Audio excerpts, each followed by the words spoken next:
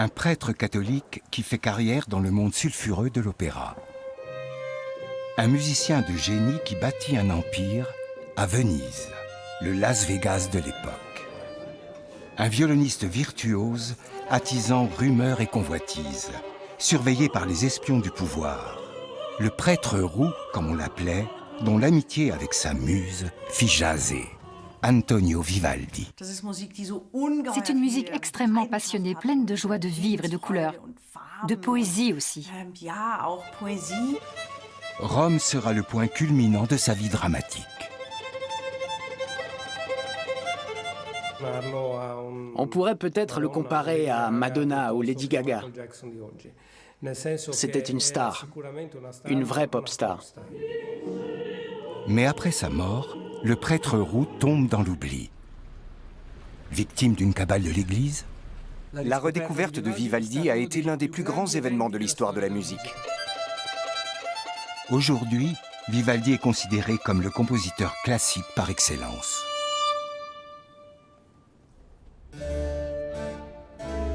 Venise, à la fin du XVIIe siècle, épicentre culturel du monde occidental. Dans la cité des Doges, un petit être singulier voit le jour et va marquer l'histoire de la musique. Mais l'œuvre de Vivaldi a bien failli ne jamais exister. Dès sa naissance, il frôle la mort. Le nouveau-né est chétif. La sage-femme redoute le pire et, à défaut de baptême, pratique l'ondoiement. Un rituel courant à l'époque qui permettait aux enfants non baptisés et sur le point de mourir de monter au ciel. Les parents d'Antonio sont désespérés. Ils ont déjà perdu un premier enfant. Le garçon survit, mais souffre d'un mal qui infléchira le cours de sa vie. Le registre paroissial de l'église San Giovanni in Bragora indique que le petit Antonio Lucio est officiellement baptisé par l'église 2 mois après sa naissance. Il a échappé à la mort. Mais pour le petit Vénitien, l'avenir est tout sauf radieux. Sa ville natale connaît des heures difficiles. Jadis prospère, Venise a perdu de son importance dans le commerce international. La découverte de l'Amérique a rebattu les cartes de l'économie mondiale.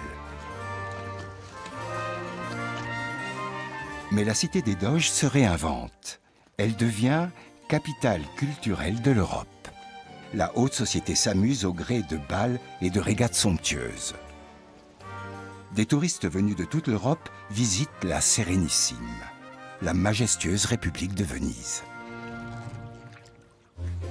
La mode est au ridotti, les salons de jeux privés, une source de revenus non négligeable pour les habitants.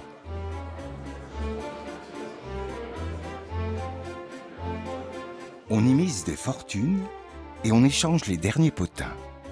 Mais l'on y croise aussi les courtisanes vénitiennes, réputées dans toute l'Europe. Les casinos de l'actuel Las Vegas descendent en droite ligne des ridotti vénitiens. Les activités douteuses des salles de jeu sont surveillées par les signori di notte, les seigneurs de la nuit, à savoir le service secret de la cité des Doges. Les habitants de la République de Venise jouissaient de grandes libertés personnelles, tout en étant soumis à des lois très strictes. Le crime était durement réprimé. Le doge était le premier magistrat, mais le pouvoir législatif était entre les mains du Grand Conseil, où siégeaient les patriciens de la cité. Il y avait aussi divers organes judiciaires. Le Conseil des 10, les inquisiteurs d'État, les seigneurs de la nuit, qui combattaient le crime, l'immoralité, le blasphème et les conspirations. Mais les limites de l'immoralité varient de saison en saison. Ce qui est permis peut rapidement être interdit. Des boîtes aux lettres d'apparence effrayante reçoivent des dénonciations anonymes. Les suspects sont présentés à un inquisiteur qui statue sur leur sort. Les peines vont de simple amende à la mort. Venise n'en continue pas moins d'attirer les amateurs de divertissement venus de toute l'Europe, dont elle est la capitale musicale. Bien sûr, les artistes venaient aussi à Venise pour y travailler. Ils savaient qu'ils y bénéficieraient de conditions financières idéales. L'aristocratie n'investissait pas seulement dans les beaux-arts, elle aimait aussi s'attacher les services de musiciens. Au XVIe siècle se constitue à Venise la dite école vénitienne, où se rassemblent de nombreux compositeurs. Saint-Marc, le cœur de Venise jusqu'à nos jours, est le centre musical de la ville.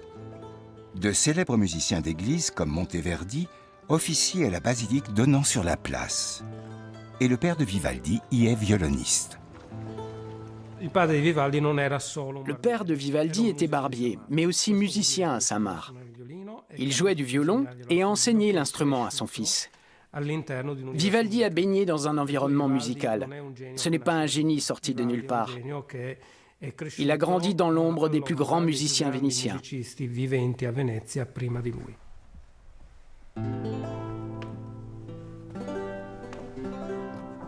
Dans cette société très hiérarchisée, il est courant que le fils soit destiné à exercer la même profession que son père. Antonio a 8 ans quand il reçoit son premier violon des mains de son père, Giambattista Vivaldi. Ses parents auront en tout 9 enfants. Les musiciens professionnels gagnent mal leur vie. Et on espère que l'aîné pourra bientôt aider son père à subvenir aux besoins de la famille.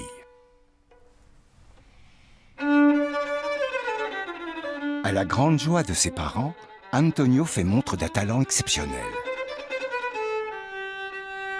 Pourtant, Giambattista et Camilla Vivaldi le destinent à la prêtrise. Pour un enfant de musicien, c'est une possibilité de carrière qui n'exige que peu de sacrifices personnels, car à Venise, le clergé mène une vie relativement libre. Devenir prêtre au XVIIIe siècle, c'était accéder à un statut social et avoir un avenir tout tracé. Grâce au sacerdoce de leur enfant, les familles qui n'étaient pas nobles avaient l'assurance qu'ils les aideraient à manger à leur faim, ou tout du moins d'avoir une bouche en moins à nourrir. Le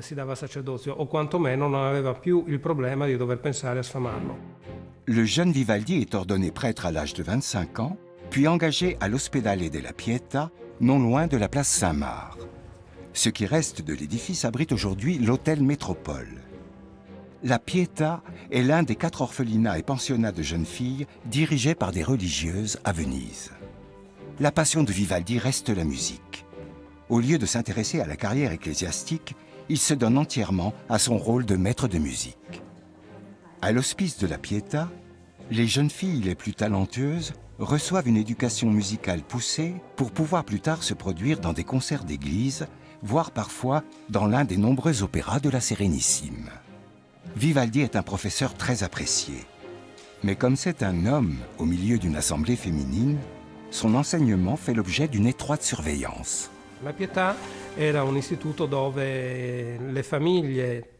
Les familles pauvres confiaient leurs enfants à la Pietà pour que l'État subvienne à leurs besoins par l'intermédiaire de l'Église.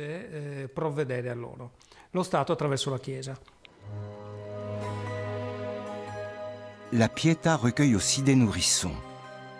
Le couvent comporte un dispositif prévu à cet effet. Les femmes peuvent y déposer leurs enfants illégitimes et les familles indigentes leurs rejetons. Les bébés abandonnés portent souvent un signe de reconnaissance, comme une image coupée en deux ou une pièce de monnaie. Car beaucoup espèrent reprendre leurs enfants quand leur situation se sera améliorée. Tous ces signes de reconnaissance sont soigneusement conservés au couvent. Certains y sont encore exposés de nos jours. Mais à l'époque, il est rare que les parents reviennent chercher leurs enfants. La plupart des jeunes filles ne retourneront jamais dans leur famille. Ces pensionnaires ont malgré tout de la chance dans leur malheur. Celles qui sont admises dans la classe de Vivaldi apprennent la musique et le chant.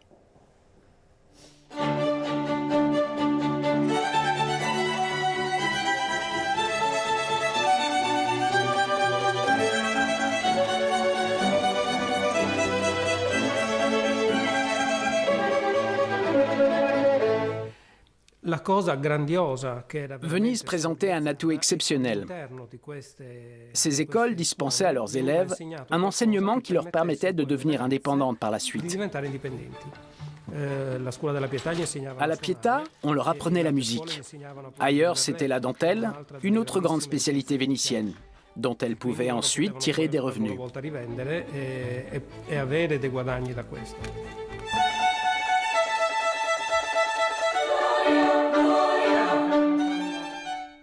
À la Pietà, on chante des compositions à 4 voix, ténor et basse inclus.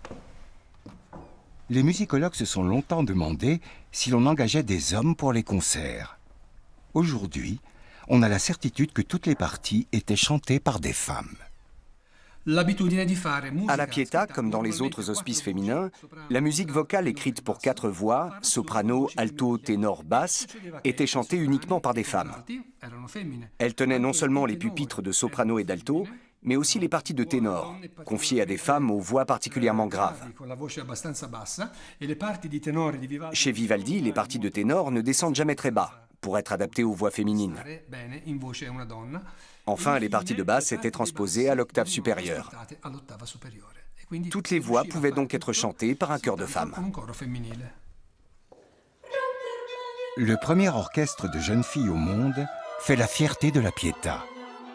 Les concerts publics donnés les dimanches et jours fériés attirent non seulement les fidèles vénitiens, mais aussi des voyageurs venus de toute l'Europe.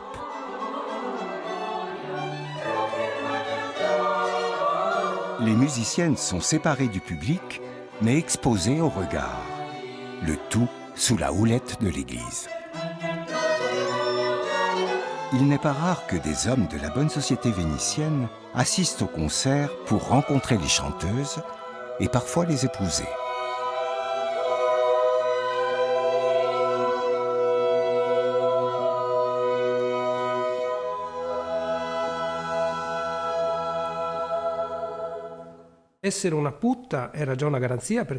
Par leur éducation musicale, les jeunes filles de la Pietà avaient une certaine sécurité quant à leur avenir. Elles n'étaient pas obligées de prendre le voile, mais pouvaient quitter l'institution et gagner leur vie comme musiciennes.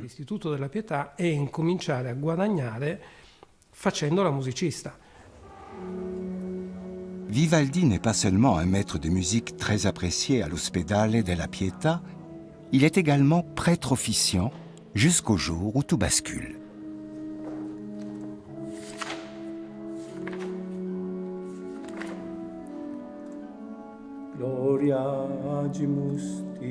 Le mal dont il souffre depuis toujours, une oppression de la poitrine comme il l'appelle, le force à arrêter de dire la messe.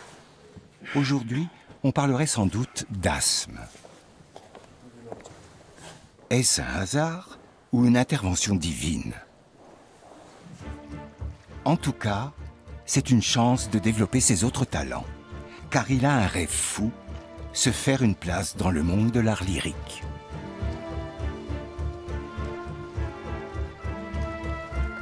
Au début du XVIIIe siècle, Venise ne compte pas moins de 20 théâtres, dont 8 opéras.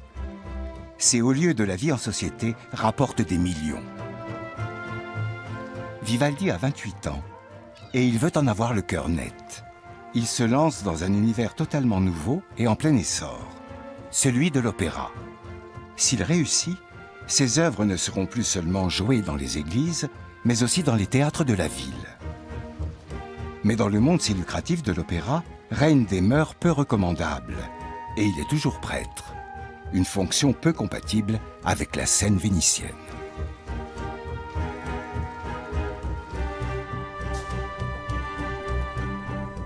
Une fois de plus, son père Giambattista le soutient dans sa démarche.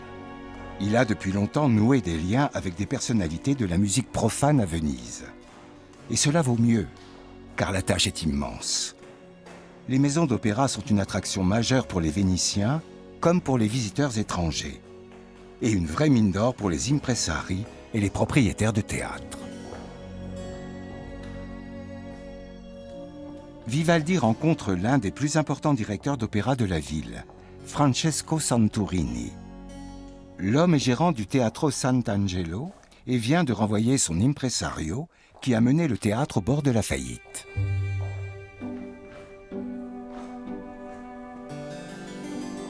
Les Vivaldi devront remettre son établissement à flot. Santorini n'ignore pas qu'il est risqué de confier ses affaires à des néophytes. Mais il sait aussi que les Vivaldi, père et fils, ont le sens des affaires et un bon réseau de relations. Ces deux musiciens sont bourrés de talent et d'ambition. Le défi n'en est pas moins audacieux. Le jeune prêtre va devoir montrer qu'il est capable d'enthousiasmer le public vénitien, déjà plus que gâté par ailleurs. Vivaldi entame une double vie. Il est le maestro reconnu de la Pietà, membre du clergé et protégé de personnalités bien placées. En parallèle, il démarre une carrière dans le demi-monde du théâtre, où règne intrigue et rivalité entre vedettes.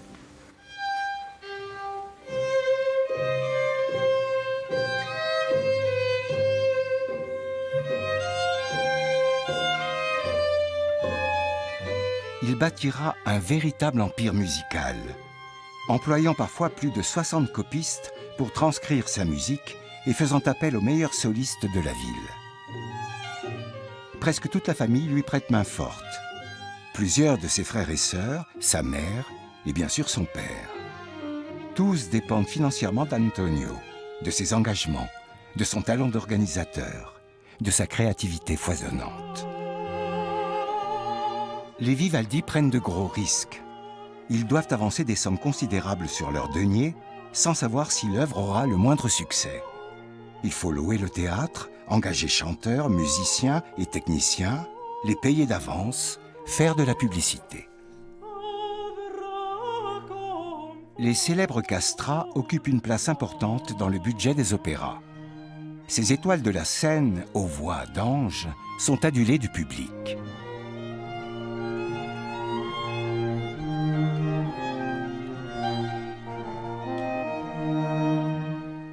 Seule la location des loges, payable d'avance, apporte une certaine sécurité. Elles sont souvent louées pendant des années, se transmettent parfois de génération en génération et ont une décoration personnalisée.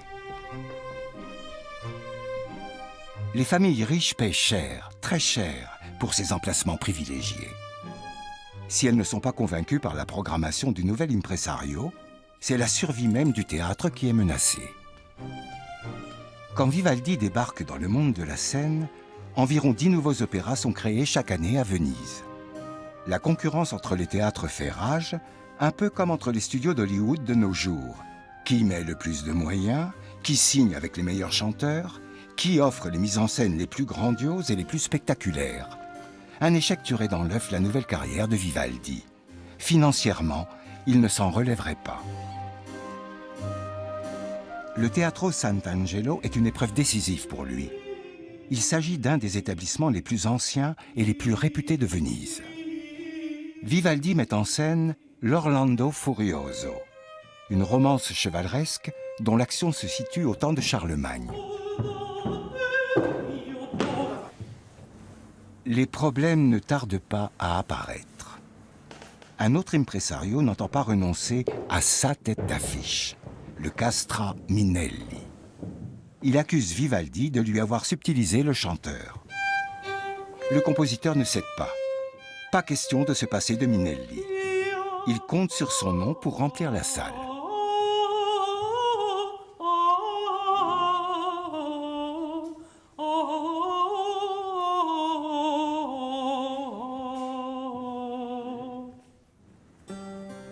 Depuis la fin du XVIe siècle, plusieurs papes ont interdit aux femmes de se produire sur scène au nom des bonnes mœurs. C'est ainsi qu'est née la vogue des castrats, qui interprètent aussi bien des rôles de femmes que d'hommes. Sur le marché de l'opéra, les meilleurs castrats atteignent des prix comparables aux stars actuelles du ballon rond. Émasculés avant la puberté, ils ne muent pas.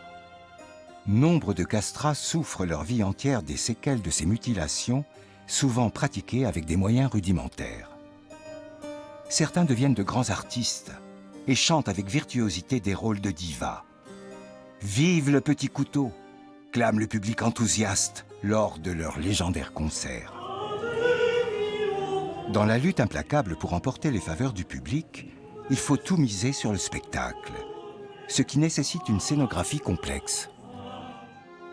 Pour découvrir une machinerie scénique de cette époque, on peut visiter l'un des plus vieux théâtres baroques encore conservés de nos jours, le théâtre Eckhof du château de Friedenstein en Thuringe.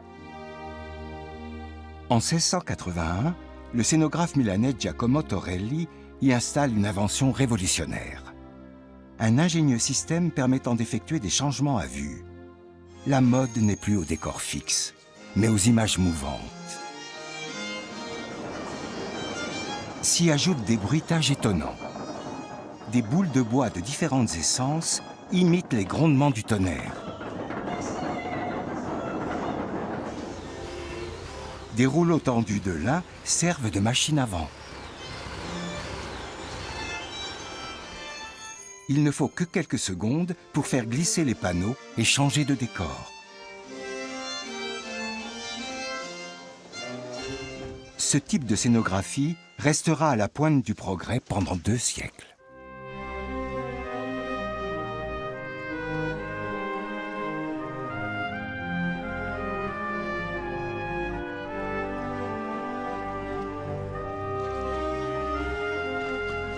« 9 novembre 1713. C'est le grand jour. Peu avant la saison du carnaval, Vivaldi présente sa première mise en scène au public. Vénitiens et étrangers se bousculent pour assister à l'Orlando Furioso. Après des mois de répétitions et de querelles avec les chanteurs, les concurrents et les services secrets chargés de la censure, l'heure de vérité est venue. Souvent, ce sont les arias chantés par les solistes qui font le succès d'un opéra. Des airs qui seront ensuite repris à pleine voix dans toutes les rues de la ville.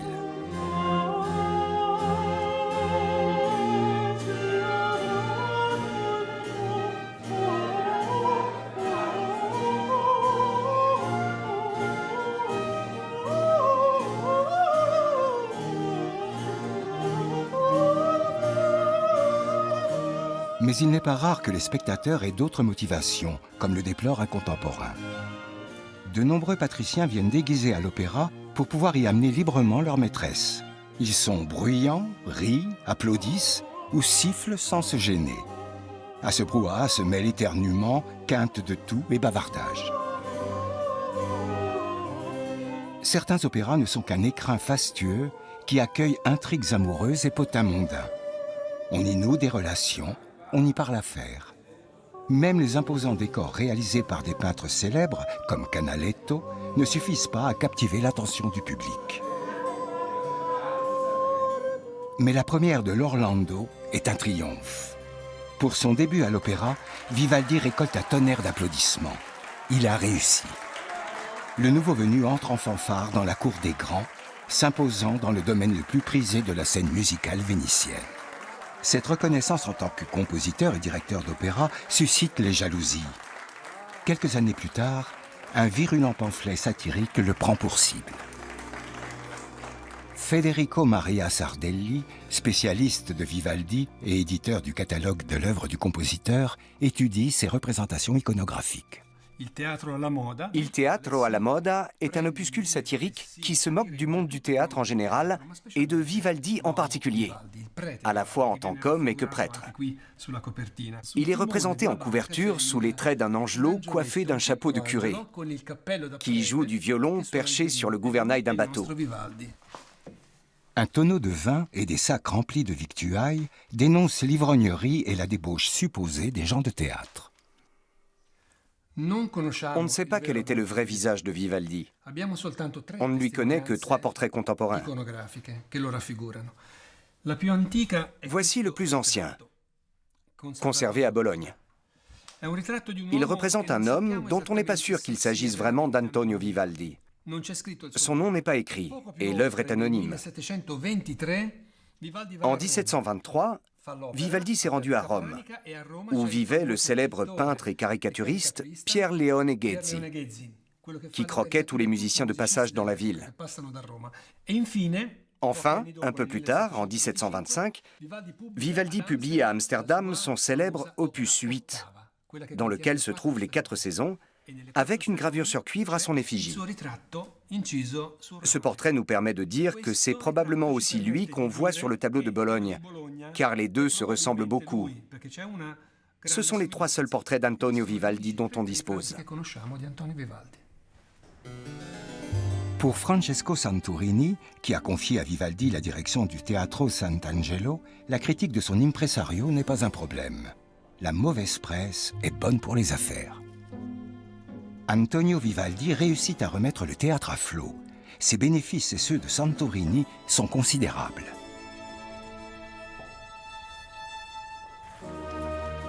Vivaldi n'entend pas s'arrêter en si bon chemin.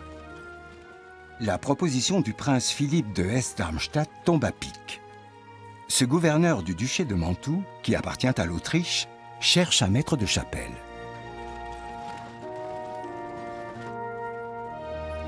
Pourquoi Vivaldi quitte-t-il Venise au faîte de sa gloire? En tant qu'impresario, il aurait pu continuer à encaisser des sommes énormes. Mais il sait combien il est important d'avoir des réseaux de protecteurs influents. C'est probablement à Mantoue qu'il fait une rencontre décisive. Celle d'une jeune femme à laquelle sa vie sera désormais étroitement liée.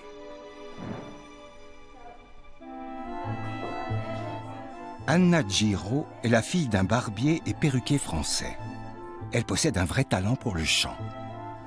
Promise à une grande carrière, Vivaldi l'amènera à la gloire. Elle deviendra sa confidente et sa muse, mais fera aussi son malheur. La relation particulière qu'il entretiendra avec la cantatrice alimentera sans cesse les rumeurs et entraînera des conflits avec l'Église. À Mantoue, la créativité de Vivaldi explose. La ville lui inspire notamment les premières idées de ce qui sera sans doute la plus célèbre de ses œuvres, les 4 saisons. Les paysages de la région de Mantoue sont magnifiques. Mozart s'y était produit dans le théâtre qui venait d'être inauguré. C'était donc une ville très riche sur le plan culturel. Et l'environnement a sûrement beaucoup contribué à la profusion de couleurs qui caractérise les 4 saisons. La nature a toujours été une source d'inspiration pour les compositeurs jusqu'à aujourd'hui, qu'ils choisissent de la représenter ou d'en tirer une interprétation nouvelle. Vivaldi absorbe tout, bruissement, couleurs, expérience. Pour chaque saison, il écrit un sonnet qu'il traduit ensuite sous forme musicale.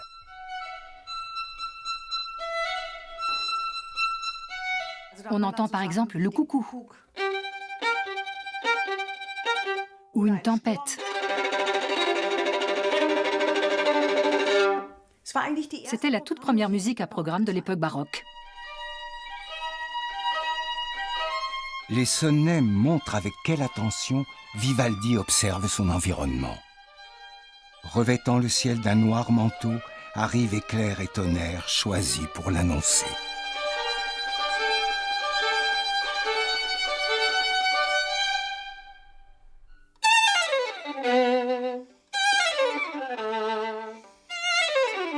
Et là, c'est la dépression, la moisson, la tempête.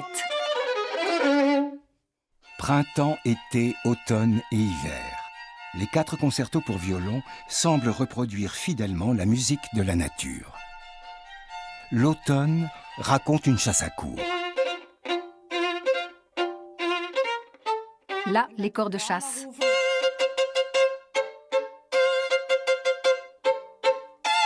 Il a aussi reproduit les différents sons de la glace.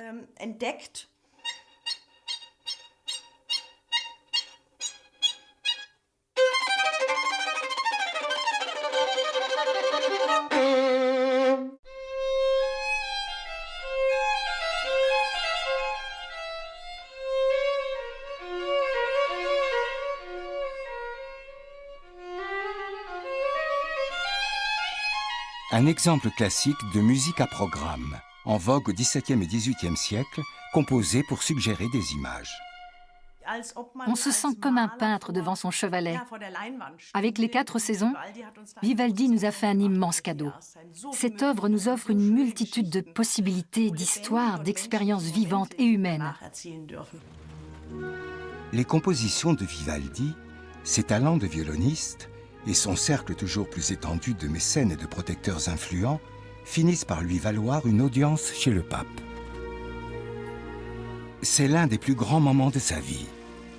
Lui qui est issu d'un milieu modeste, raillé et critiqué maintes fois de par sa position de prêtre dans le monde sulfureux du théâtre, accède à présent au plus haut lieu de la chrétienté, le Saint-Siège.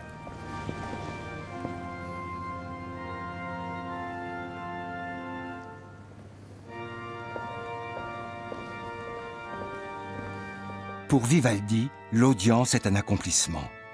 Il entre au panthéon des plus grands musiciens de son temps.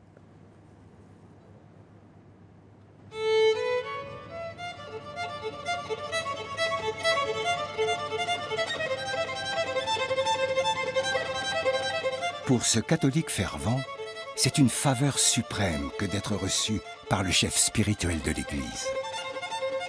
Le pape ne reproche pas aux prêtres de ne plus dire la messe, pas plus qu'il ne critique ses liens avec l'opéra.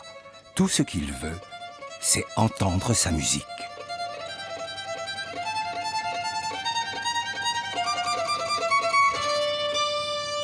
Vivaldi semble au sommet de la gloire, immortel, intouchable. Les jeunes gens de bonne famille qui voyagent pour s'instruire découvrent l'architecture, la peinture et la musique d'autres pays et rentrent chez eux riches de ces nouvelles impressions. Ils font connaître son nom dans toute l'Europe. C'est sans doute ainsi que les compositions de Vivaldi arrivent à Weimar, en Thuringe. Jean-Sébastien Bach y est musicien au service du duc. Son élève, le prince Jean-Ernest de Saxe-Weimar, rentre d'un grand tour à travers l'Europe. Il lui rapporte un précieux cadeau, des concertos de Vivaldi.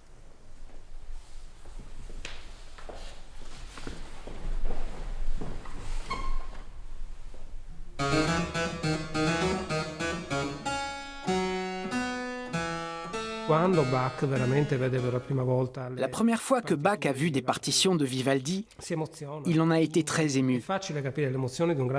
Ça a dû être bouleversant pour ce grand musicien de découvrir qu'il se trouvait face à une œuvre aussi magistrale. Les musicologues allemands ont longtemps considéré Bach comme un artiste grave et profond, et Vivaldi comme un musicien simple et léger. Mais Bach a beaucoup appris de Vivaldi. Il a étudié sa technique, son instrumentation et son harmonie, et s'en est inspiré dans ses compositions. La musique de Vivaldi est en vogue dans toute l'Europe, si bien qu'on essaie d'étudier et de comprendre les caractéristiques de son style. Mais Bach, lui, transcrit Vivaldi en cherchant à le modifier. Reproduire sa musique à l'identique ne l'intéresse pas. Il veut y ajouter des harmonies, des contrepoints, et adapte donc Vivaldi à sa conception personnelle de la musique. C'est ainsi que Bach s'approprie la musique de Vivaldi. Il s'inspire des changements impétueux de tempo du vénitien et développe des thèmes harmoniques qu'il enrichit méticuleusement. Les œuvres de Vivaldi ont ainsi joué un rôle décisif dans l'évolution du concerto. Quant au son original de la musique baroque, c'est un sujet controversé chez les musicologues. L'église Saint-Maurice de Venise abrite l'une des plus importantes collections d'instruments baroques. À l'époque de Vivaldi, les concerts se déroulaient essentiellement dans des salons privés. Les instruments étaient conçus pour avoir un son particulièrement doux. Ils n'avaient pas besoin d'être très sonores. C'est ce qui les différencie des instruments actuels. Le son baroque est impossible à reconstituer de nos jours. Quand bien même on reproduirait les instruments à l'identique, notre sensibilité auditive a totalement changé. Notre oreille n'est plus à même d'apprécier ce qu'entendaient les auditeurs du XVIIe siècle.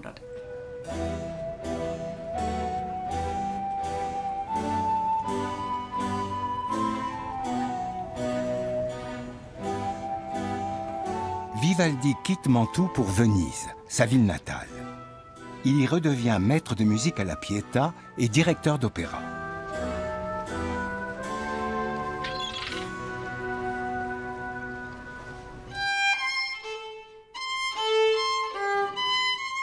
il fait d'Anna Giro sa prima donna. Elle le suit à Venise, prend des cours de chant et devient une véritable virtuose, grâce au soutien de Vivaldi. Leur proximité est regardée d'un œil suspicieux. Un prêtre et sa protégée, on peut tout imaginer.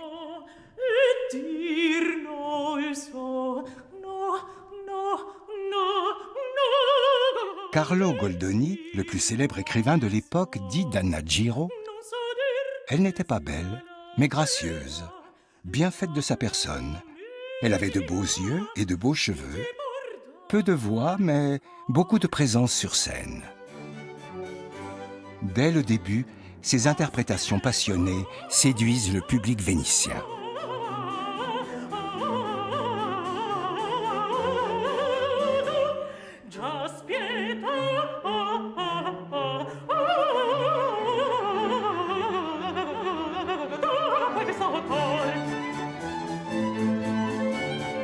Le public afflue au théâtre uniquement pour l'écouter chanter les arias. Anna accompagnera Vivaldi jusqu'à sa mort. C'est pour elle qu'il écrit ses opéras et avec elle qu'il connaît ses plus grands triomphes. Les relations de ce couple de rêve ne posent pas encore de problème.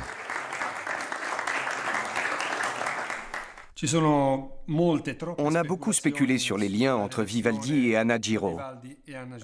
Mais je ne crois pas qu'il s'agissait d'une relation amoureuse, ni d'une liaison à caractère sexuel. Bien sûr, Vivaldi aimait cette jeune fille. Il l'a vue évoluer musicalement et l'a accompagnée toute sa vie. Il lui a même acheté un clavecin. Ils avaient une relation sentimentale, mais ils n'étaient pas amants.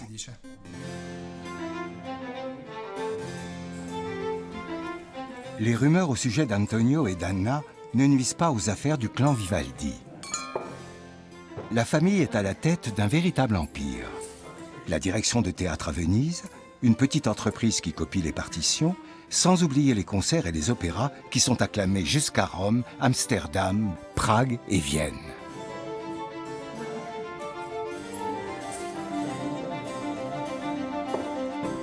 Si Vivaldi est connu dans toute l'Europe, c'est aussi grâce à une nouvelle technique qui révolutionne l'impression des partitions.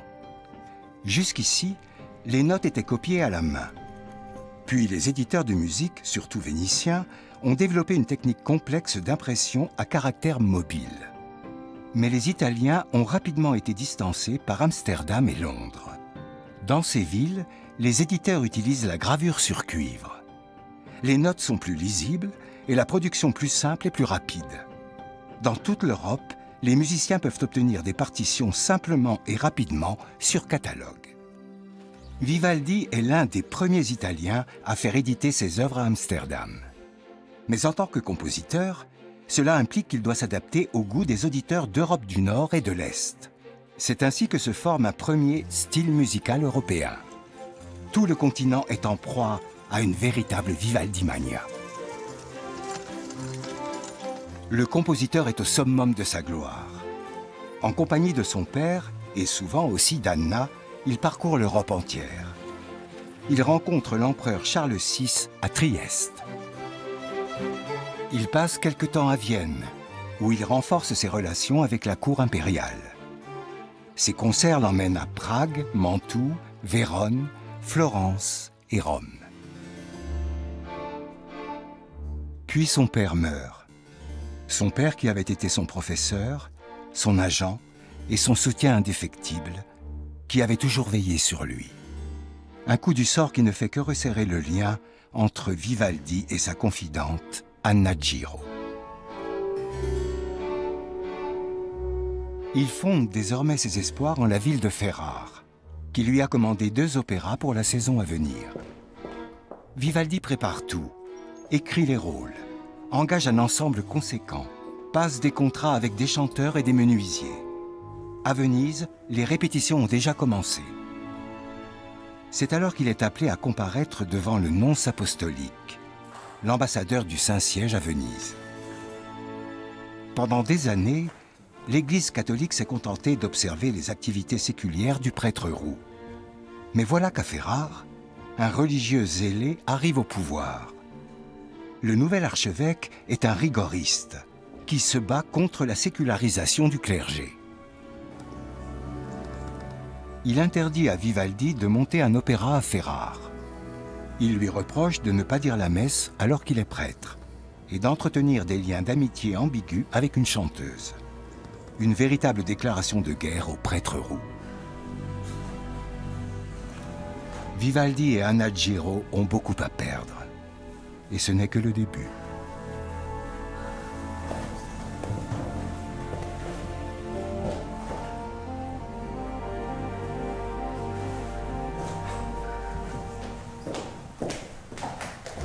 Peu après, un édit détaille ce qui est permis aux membres du clergé, mais surtout ce qui leur est interdit. Les séjours chez les saltimbanques et les charlatans. Le séjour et la promenade contraires aux mœurs dans les rues et sur les places. La participation à des actes licencieux, bals, fêtes et ripailles. Et donc à l'opéra. Il ne peut plus faire d'opéra.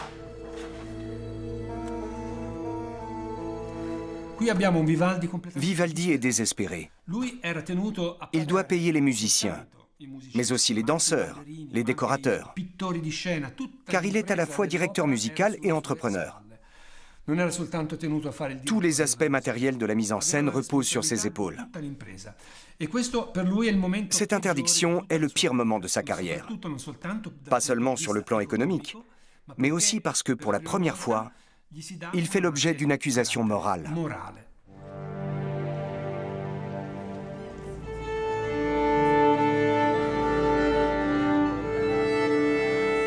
Dès lors, cette image d'immoralité colle à la peau du compositeur. Les commandes se font plus rares. Il est moins bien payé et ses opéras sont des fiascos. En revanche, ses concerts avec les jeunes filles de la Pietà demeurent des événements mondains très prisés. Des visiteurs viennent de toute l'Europe écouter les Putte di Vivaldi.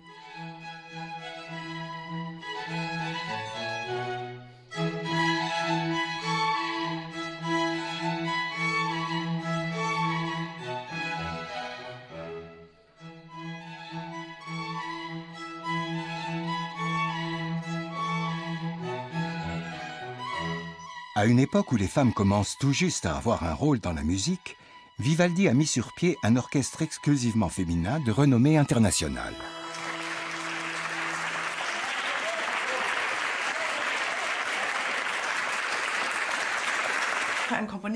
Pour un compositeur, rien n'est plus beau que de pouvoir écrire pour son propre ensemble. Parce qu'on compose en fonction des aptitudes et des compétences des musiciens et qu'on les voit évoluer au fur et à mesure. C'est avec Vivaldi qu'est née cette culture de l'orchestre à cordes, qu'il a fait prospérer avec les jeunes filles de l'hospice. Je pense que sa popularité venait aussi du fait qu'il crée sans cesse de nouvelles œuvres.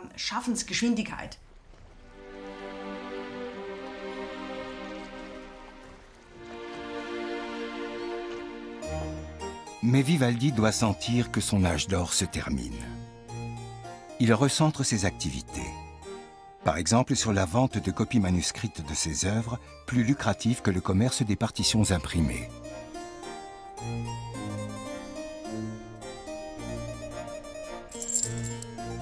À l'occasion, il accepte des élèves connus qui viennent de très loin pour étudier chez lui.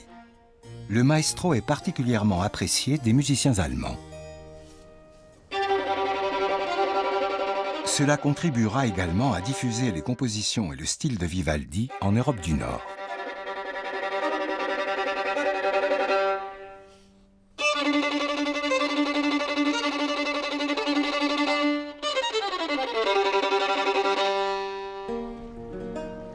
À Venise, l'étoile de Vivaldi perd de son éclat à vue d'œil. Après plus de 2 décennies, le public de la Sérénissime est blasé. Il s'est lassé des œuvres du maître. Les Vénitiens veulent une musique nouvelle, de nouvelles vedettes, de nouvelles sensations. Vivaldi ne s'est pas adapté aux nouvelles tendances. Le monde de l'opéra a longtemps été dominé par Venise. À présent, de jeunes talents s'imposent et l'opéra s'internationalise. Vivaldi n'est plus en vogue. les visiteurs se tournent vers de nouveaux compositeurs qui apportent des thèmes et des mélodies plus modernes dans la cité des Doges. Une satisfaction tardive pour les envieux et les adversaires du maître. Vivaldi a mangé son pain blanc. Il a accumulé les dettes et n'a plus d'engagement. En mai 1740, il décide de couper les ponts. À 62 ans, l'ancien chouchou des Vénitiens prend le chemin de l'exil. Accompagné d'Anna Giro, il cherche refuge à Vienne.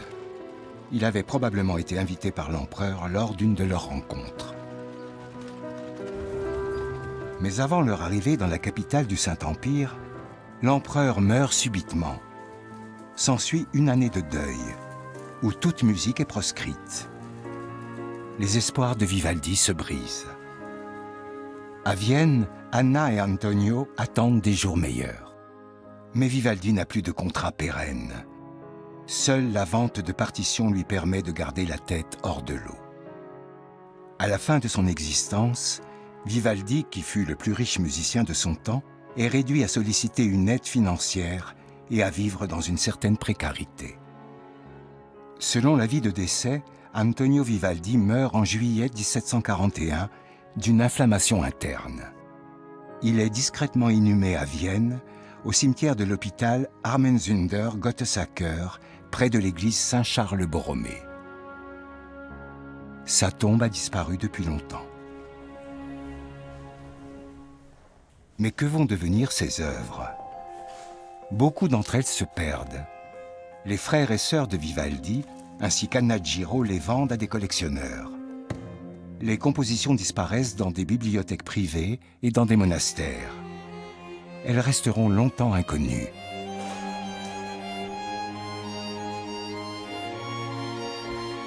L'œuvre et l'influence de Vivaldi tombent dans l'oubli pour un temps.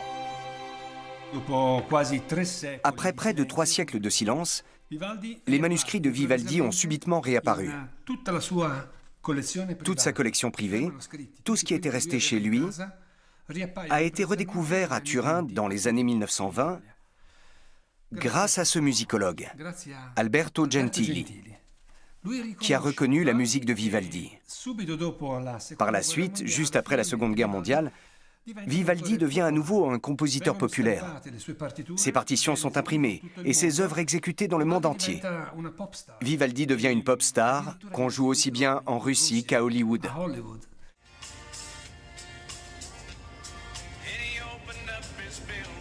C'est à la fin des années 1940 que la musique de Vivaldi entame sa marche triomphale. La radio et l'industrie du disque déclenchent une vraie Vivaldi-mania.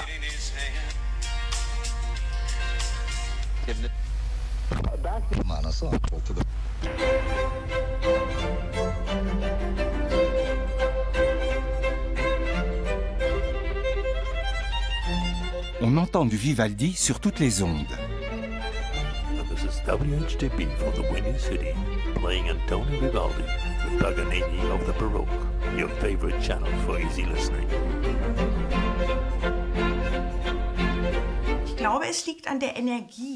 Je pense que c'est dû à cette énergie, à ce rythme emprunté à la danse très présent dans sa musique.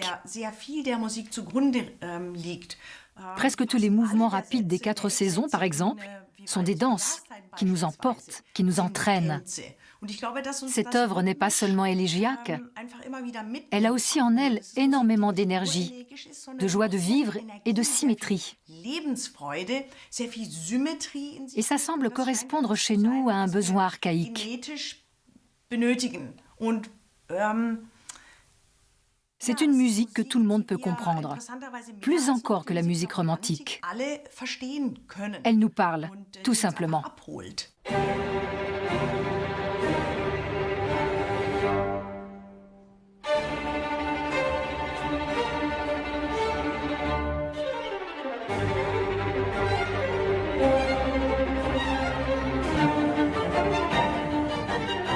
Aujourd'hui, Vivaldi est redevenu une superstar, comme du temps de sa gloire vénitienne. Son œuvre est omniprésente. Elle est jouée dans tous les grands opéras, modernisée, adaptée, tant sous forme de concerts et de performances que dans des bandes-sons ou de la musique d'ascenseur.